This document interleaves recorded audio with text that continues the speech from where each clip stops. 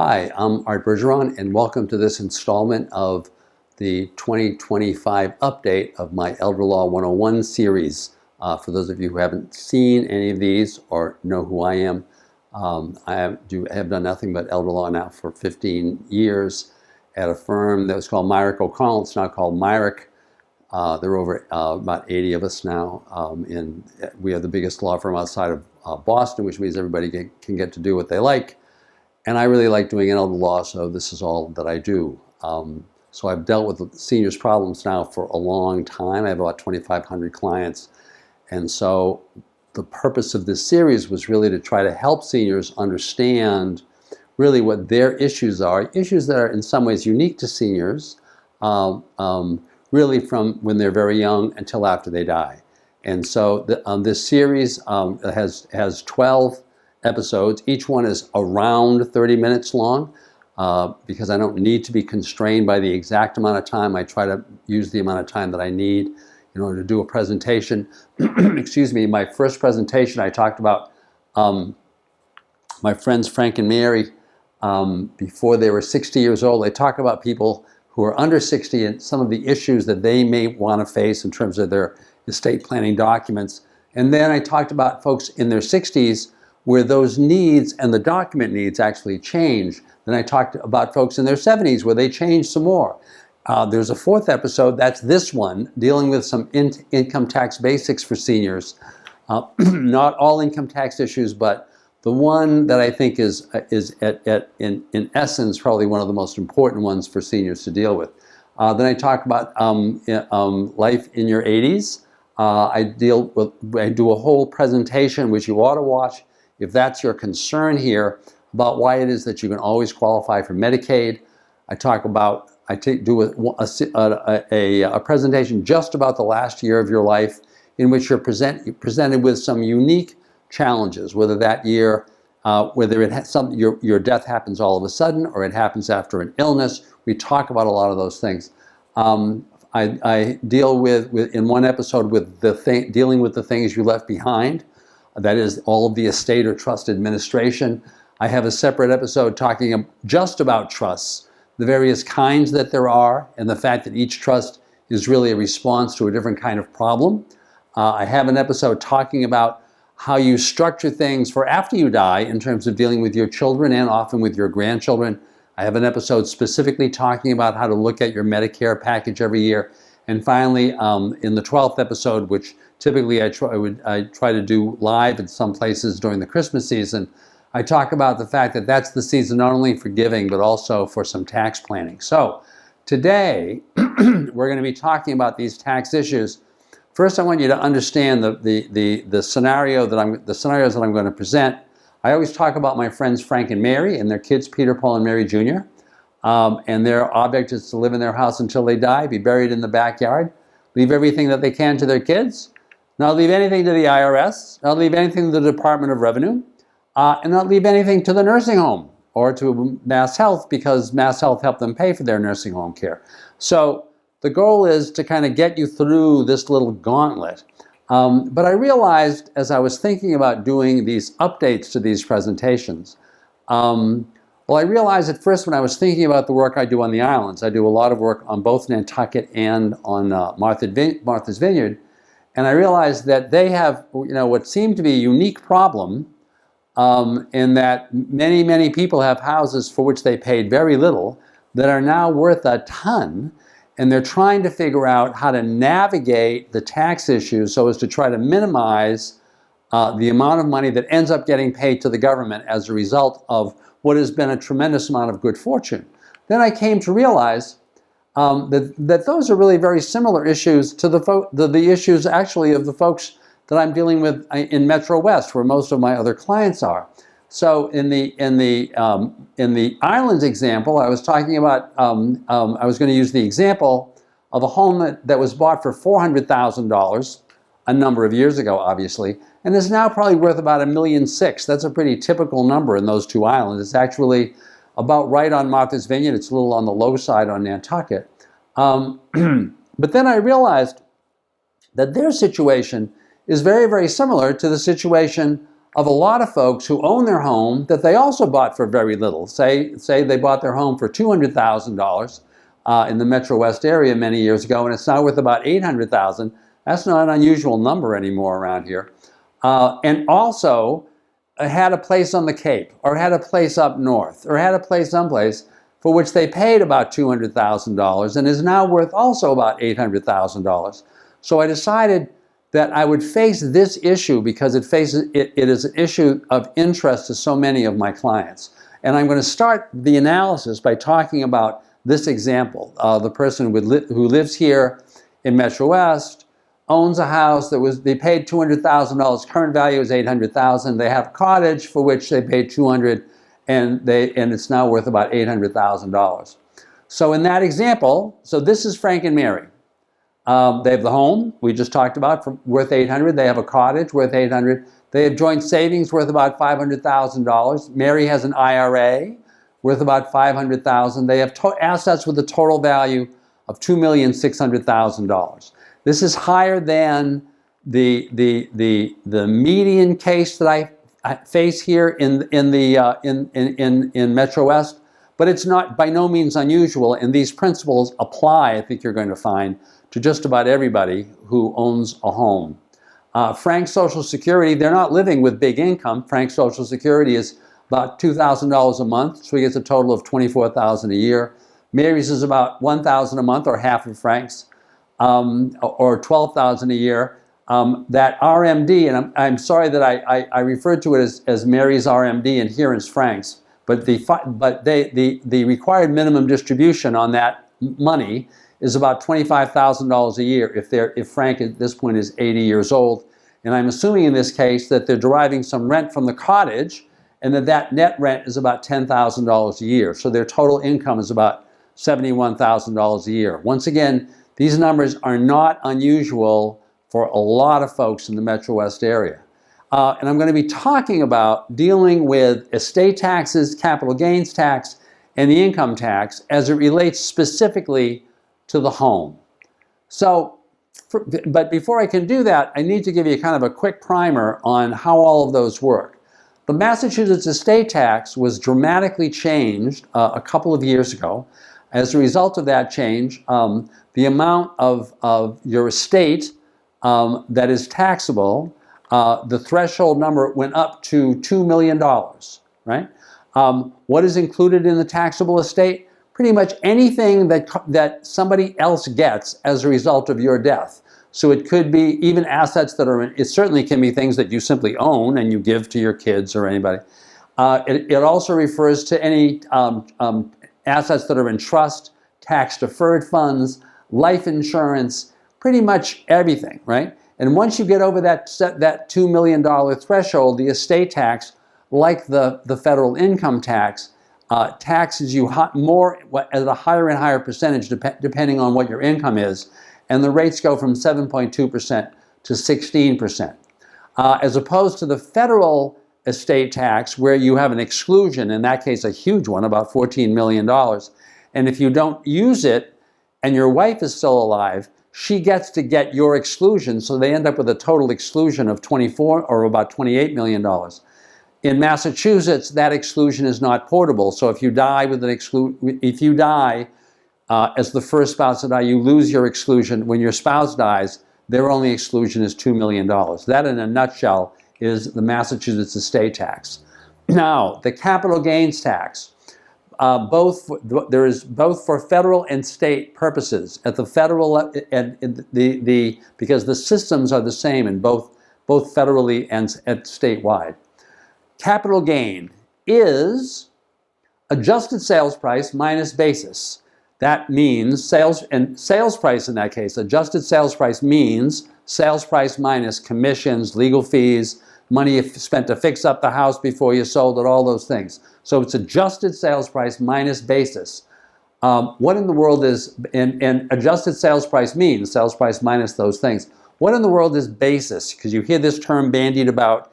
Anybody who's got real estate has heard of the term basis, but they're not sure what it means. Well, it's fairly straightforward, actually. Basis for Frank and Mary's home is simply the purchase price plus any major improvements that they made during their lifetime, and actual money expended for improvement, not sweat equity for home repairs and things. But it's basis plus capital improvements minus depreciation. Depreciation is only relevant in this case, in the case of Frank and Mary's cottage, where they've been renting it every year. They can depreciate every year a percentage of whatever their basis was. And typically, if for residential property, that depreciation is about 4% per year. Finally, everybody who is a senior knows that if they sell their house, they're entitled to an exclusion. Actually, it used to be it was only older people. Now it's everybody. Everybody's entitled to an exclusion. Each senior is entitled to a $250,000 capital gains exclusion if they've owned their property for at least two of the last 5 years. Finally, the rates. The federal capital gains rate is about 15%. The Massachusetts rate is about 5%. So that your total capital gain is typically, for purposes of this presentation, 20%. What are the income tax rates as opposed to the capital gains tax rates? At the federal level, if you're making, if you're married filing jointly, your income, your income tax rate on the money that you earn that is below $96,000 is 12%. Once you get between $96,000 and $206,000, that's a very common category for seniors. It's 22% for that money. If you get over $206,000, it goes up to 24%. The Massachusetts income tax is always 5%. Finally, the income tax, if you're renting, is based on the rent, whatever you've earned, minus the expenses of the building, the real estate taxes, the insurance, the repairs, and minus that depreciation that I just talked to you about, right? And the rates, the tax rates on rental income are the exact same as the ordinary income rates. So I bet this is a lot. Now I'm going to teach you one more. This is a term that I can pretty much guarantee you that most of you hadn't heard of. It's called depreciation recapture. Depreciation recapture arose quite a while ago at the federal level. And the reason was because in order to basically plug up a loophole, that at the federal level they realized that people were buying real estate, depreciating them every year at 4% per year, and basically as a result of that, being able to subtract from their income taxes that amount of money, which was really part of the depreciation. So they're really getting a tax benefit at their ordinary income rate, which is higher than the capital gains rate, right? But then when they sold their property, they were only paying capital gains tax on the basis, that depreciated basis, because it had gone down, at the capital gains tax rate. So they were benefiting from this playing this little game.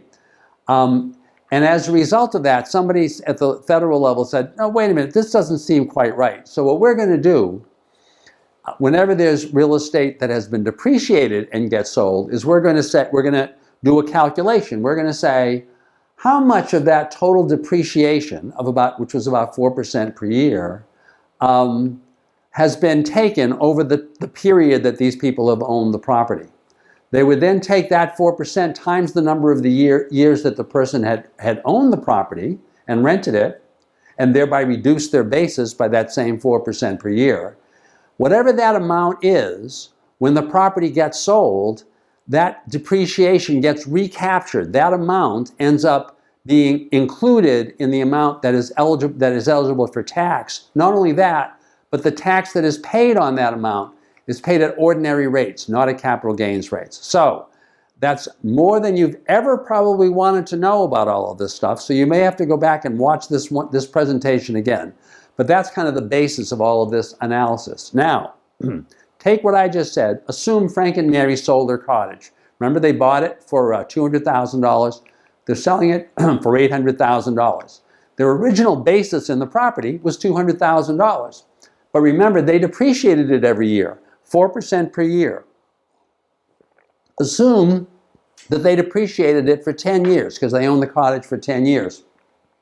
Then that means effectively they depreciated 40% of $200,000 or $120,000 of their basis. they depreciate. Excuse me, 4% times 10 for the 10 years is $80,000, and that $80,000, that money is subject to recapture. The remaining basis of $120,000 is the basis that they'll use for purpose of calculating their capital gain. Now, the calculation of recapture, once you've figured out how much money is subject to recapture, in this case, $80,000, you figure out the tax on that money at the ordinary income rate that Frank and Mary would have paid. Assuming that Frank and Mary's income was above $94,000 a year, which it certainly would be in this year because they made a boatload of money this year because they just sold their cottage, right? We're assuming that they were paying a federal tax rate of 24%, the same Massachusetts tax rate of 5%, which means on that piece, that $80,000 subject to recapture, they're going to owe $23,200 in recapture tax or ordinary income tax. So, using those numbers, if Frank and Mary sold their property for an adjusted sales price of $800,000, I'm assuming in this case the $800,000, that's minus their attorney's fees and the other numbers that we talked about. Their adjusted basis was $200,000 minus that $80,000 which they had depreciated, which is $120,000. Their capital gain is $800,000, therefore minus their basis, $120,000, or $680,000. Their capital gains tax is 20% of that, $136,000. But in addition, remember there's the amount that they had depreciated, which is now subject to recapture. The amount subject to recapture was $80,000. Therefore, and the tax, using the numbers that we used, basically 29% of that number, their tax is going to be $23,200. So if they sell their property for $800,000, they're going to be paying a total tax on it of $159,200. A big number, obviously a big number, especially if you're a senior and you're figuring this has been your nest egg that you're going to be using. Now, talk about Frank and Mary, the sale of their home. These numbers are easier to figure out. Frank and Mary bought the house for $200,000. They're selling for an adjusted sales price of $800,000. Their capital gain, therefore, is $600,000. They each have a $250,000 exclusion for total exclusions of $500,000.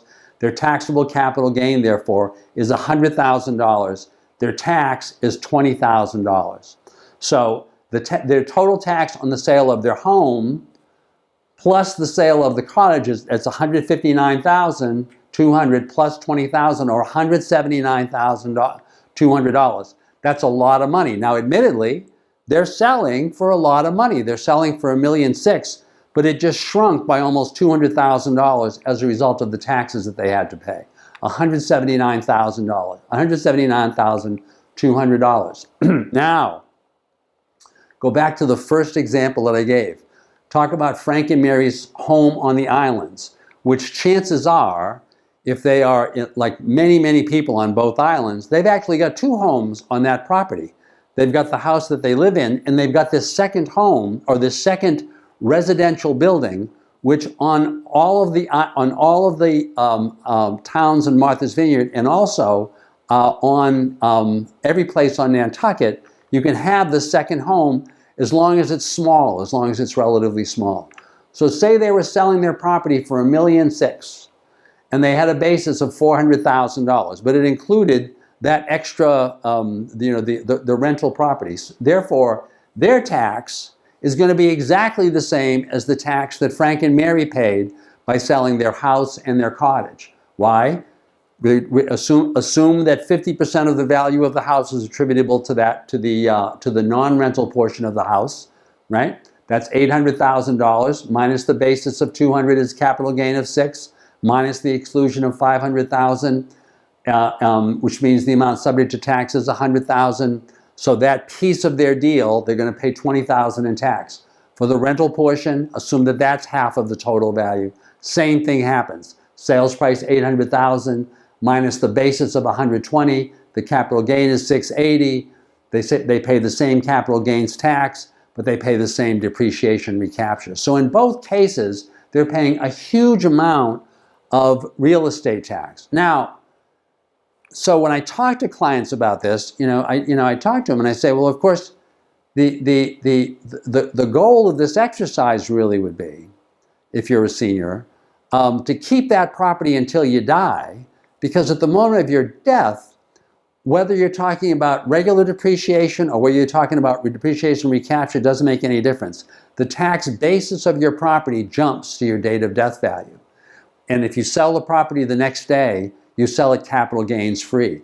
So there's a tremendous benefit to you if you're a senior to not sell your property until you die, so that the kids can take advantage of this so-called stepped up basis. The bad news in that equation, right? And that's all great news, except the bad news is, what if, as a result of that, as would be the case in Frank and Mary's case, you're pushing the total estate of the second person of Frank and Mary to die above $2 million? What's the effect, therefore, of holding that property on the estate tax? So now we're going to do some more numbers. These numbers are going to be all about the estate tax. First of all, the gift tax. I want to mention this because whenever I talk to clients, they always tell me they can't give away more than a given amount per year because something bad's going to happen. And I ask them, well, what is that's bad that's going to happen? They said, well, I don't know exactly, but I know something bad happens. Well, the reason why everybody assumes this is because they assume that there is a gift tax.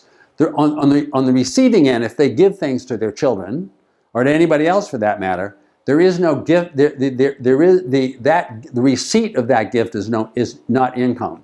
So anybody that they give the money to doesn't have to report it on their taxes, doesn't have to pay any tax. But they're kind of assuming there is a gift tax. So in Massachusetts, there is no gift tax. And there never has been a gift tax. As a result of that, you could always give away all your money the day before you died and avoid the estate tax. At the federal level, though, somebody thought of that.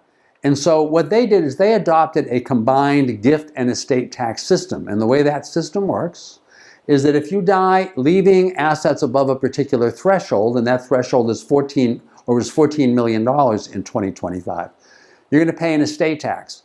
And the estate tax rates are extremely high. They start over 35%. They get higher after that. So obviously you want to avoid that. But they wanted to make sure that people weren't going to just give things away in order to avoid the estate tax. So what they did was they created a gift tax. And so if you make a gift, you're subject to a federal gift tax unless you're subject to one of the two exclusions.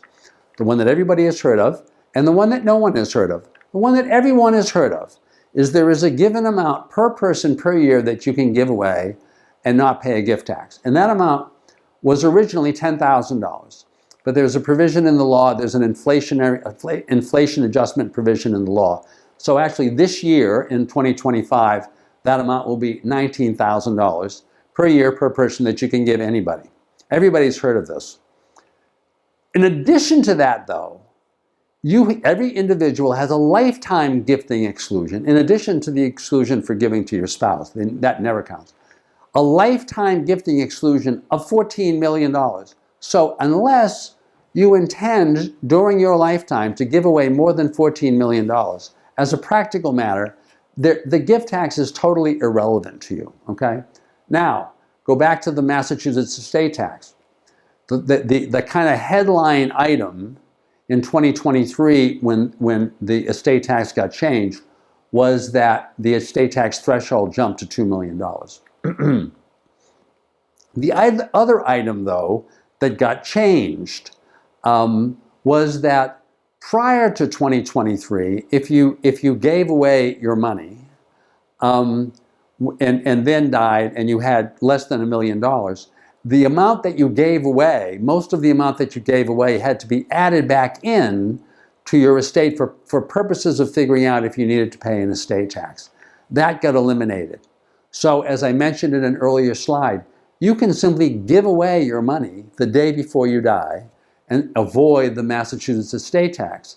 And since, chances are you're not going to be hitting the federal estate tax, the main issue around these estate taxes has kind of, I don't want to say it's gone away, but it's caused you to need to focus on this kind of gifting planning in order to avoid that estate tax. So the goal of the exercise, as far as Frank and Mary should be, right? When the first of the two of Frank and Mary dies, in terms of avoiding the estate tax, they want to leave this house to the surviving spouse. Because in this case, the planning really needs to involve making sure that the first spouse to die owns the house. Now, how do we know which one is going to die first? You don't absolutely know which one is going to die first, but chances are you're going to know who gets sick first, right? And very, very few people anymore just drop dead. So chances are you're going to know well before the first spouse dies that the first spouse is dying, right? So the goal would be to leave the house, make sure that the house is in the name of the first spouse to die, and then have that spouse, the surviving spouse, gift assets, not necessarily the house, but gift some of the other assets that they have in order to cause the totality of their assets to be below $2 million.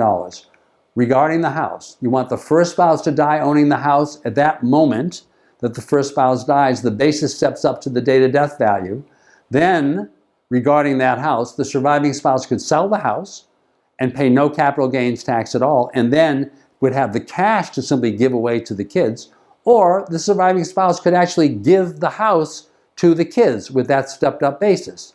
The only thing that the surviving spouse loses in that case would be the opportunity, if the surviving spouse lived long enough, so that the basis had gone up some more, to give the house to the children with even a higher tax basis. But the point is, you really benefit from a strategy now that involves not necessarily each owning 50% of the house when you die, but having the first spouse to die own 100% of the house.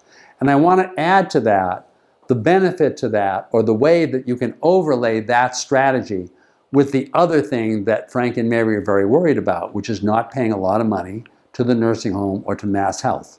But in order to understand how this connects, you need to understand some Mass Health 101. This is, once again, a short summary. Suppose this were a very different conversation. Mary just had a stroke. Mary was in the nursing home. Frank had all these assets, and he came in and said, "Oh my God, what do I do?" What I would tell him in that case is, here's the bad news and the good news. The bad news is, from the moment Mary gets into that nursing home, Medicare will not pay more than 100 of those nursing home days. Medicare, like all health insurance, pays the cost of getting better, not the cost of staying the same. After that, Mary's going to be on private pay unless she qualifies for and that cost is typically between $16,000 and $20,000 a year, or excuse me, a month, right? Unless she qualifies for Mass Health, and that's the bad news. The good news is that Mary could actually qualify for Mass Health because Frank's still alive. The way Mary would do, and once she's on Mass Health, all she would have to pay the nursing home would be $1,000 a month. That's her income, remember from earlier. Frank's income is $2,000 a month and Mary's is $1,000. Mass Health will pay all the rest. So the question is, how could she do that? Well, in order to do that, Mary would have to show she had less than $2,000 in countable assets. Frank could own the home, though. He could also have rental property, and there's no limit to the value of the rental property, just like there's no limit to the value of the home. He could have other cash or cash equivalent assets equal to $170,000. In this case, he clearly has more than that, but he can have unlimited income. So what I would tell Frank to do to get Mary qualified for Mass Health, and this can all be done at the last minute, because transfers between spouses are not subject to the so-called look-back period, is I would tell Frank, okay, what we need to do is immediately we're going to transfer all assets to you. There's no look-back period regarding transfers between spouses, so they can be done at the last minute. Now the house is safe, or in the case of and the cottage is safe, or in the case of the property on the islands, the house is totally safe. I would tell Frank, of your other assets, because you have substantial other assets, about $1.1 million, keep $100,000, use the rest of the money to buy an annuity. And as long as that annuity calls for equal monthly payments over a term that is shorter than Frank's life expectancy at that time, by buying that annuity, Frank is converting the countable assets to a non-countable income stream thereby reducing his remaining assets down to $100,000 or below that magic $173,000 threshold. The day after Frank buys the annuity, Mary qualifies for Mass Health. So as I always tell folks, and by the way, typically Frank would buy these are called so-called Medicaid qualifying annuities, and Frank would typically buy them for a period that is even shorter than his life expectancy so that he can get the money back as quickly as possible so that he can start investing it and reinvesting it again once Mary is on Mass Health. But what I would also tell Frank is that what he should do, is he should do a new will, right? And he could do this will once he knows that Mary's going to a nursing home. Typically for clients who are both healthy, I tell them, do this will now, just so that you're on the safe side. And the will would say, when I die, and this pretty much reflects the typical estate plan. Typically, Frank and Mary would be saying to me, if I die, I want to leave all the money to my spouse. My spouse is dead, I want to leave it all to the kids. I would tell Frank, in this case, you want to change that a little bit. You want to say, when you die, any assets that would have gone to Mary will instead go in trust for Mary's benefit. And you can name one or more of the kids as the trustees, and that assets can be used to benefit Mary in any way, but won't have to be used to pay the nursing home bill. And then, after Mary has died, the assets can be distributed to the kids just as you would want it. The trustee in that case would have the ability to sell the property at any time, right? And so once Frank had died, if Mary was in the nursing home, if Frank owned the house, the tax basis of the property would jump to the date of death value. The trustees of the trust for Mary's benefit could sell the house. There'd be no capital gains tax. The funds could be used to supplement Mary's care, and ultimately the kids would get all the money, right? Alternatively, if Frank had died, Mary still owned the house, then one of the things that Mary would want to think about would be trying to give that property away and wait 5 years and so that she'd still be able to qualify for Mass Health. The key to this is that you can accomplish really both the reducing your capital gains tax, eliminating that recapture tax, eliminating the estate tax, pretty much really saving yourself hundreds of thousands of dollars given the current state of the law just by paying attention. And that's kind of the essence of this presentation. So I know this was a lot of information. If you want to talk to me more about it, you can call me at any time at 860-1470, or you can email me anytime, or you can watch this series, Elder Law Frank and Mary, anytime. Thank you very much for taking the time.